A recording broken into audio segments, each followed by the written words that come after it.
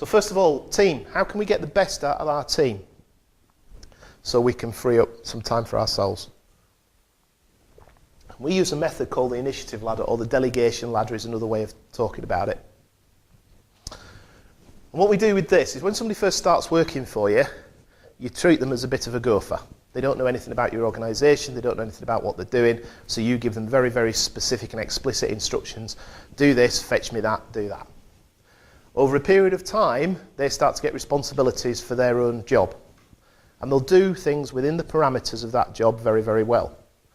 But if anything happens that's outside what you specifically asked them to do, they will come and they will ask you what they should do.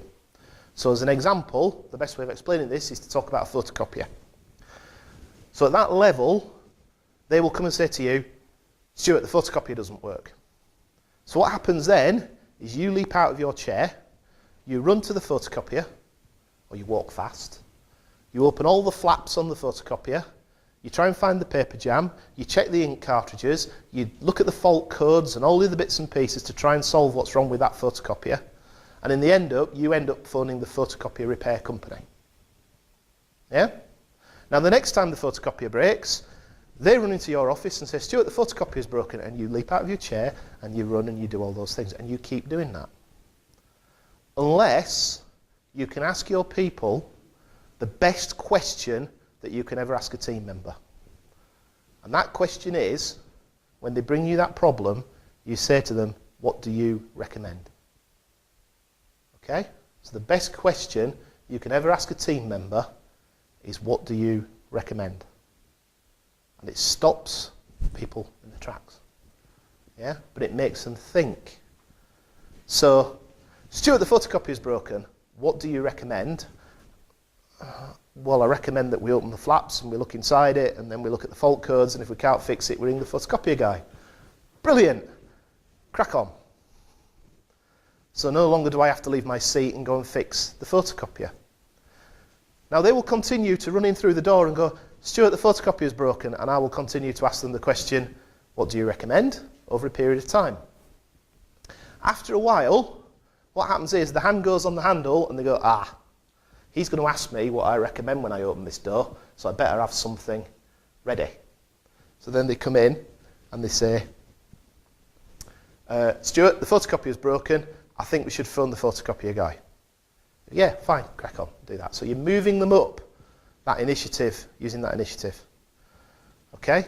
You can then give them permission not to come and tell you what they recommend, but you say, look, the last 10 times the photocopier is broken, you came in, you told me that we should phone the photocopier guy. Every time you've been right. Why don't you just do it and tell me when you've done it? So you give them permission to move up the ladder. And the next step is they do it and they report immediately. So what then happens is they throw your door open, stick the head around the corner, and they go, Stuart, I've rung the photocopier guy. He's coming on Tuesday, or he's coming in an hour. Is that okay? Yeah? And that's the next level. So I've now gone from having to get up and actually fix the photocopier myself or phone the guy myself to my team coming back to me and just telling me that they've arranged for somebody to come and fix it. Now what you then can do is you then give them permission. You then give them permission to say, look, you're telling me every time you've phoned the photocopier guy, just tell me at the end of the week how many times you've had to ring him or whatever it is on the project. Just tell me at the end of the week or tell me at the end of the month. So you then move on to do it and report routinely.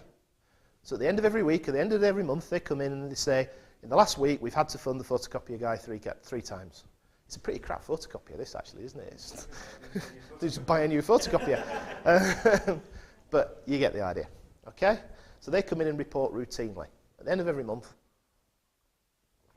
And over a period of months, they report back to you that the photocopy is broken 4 times that month, or whatever it might be. So you then give them permission to only report to you if the photocopier breaks more than 4 times. So you then move on to the final step, which is report by exception. Okay? So we start off with people asking you what to do and you leaping off your chair. We move on to the best question you can ask them, which is recommend. Once they're into recommend mode, they come back to you with this is what we should do, or this is what I've done, and they report to you immediately they've done that. You then move them on to reporting routinely, and then you move them on to reporting by exception. Now, you'll find that everybody isn't at the same level for every single task or job that they've got to do in your organisation. For some, they might be at ask level. For some, they might be at reporting at exception level. So the same person can be at different levels depending on the job that they're doing at that particular point in time. Yeah, so different elements of the job. But as long as you remember that ladder, print it out on a piece of paper. In particular, remember the best question you can ask them, because that's the only way to start climbing up the ladder. Best question you can ask them is, what do you recommend? Now, isn't your life so much easier if your team are doing stuff and reporting back to you by exception than you leaping off your bum every time and ringing the photocopier guy yourself? Yeah? Much, much easier in life.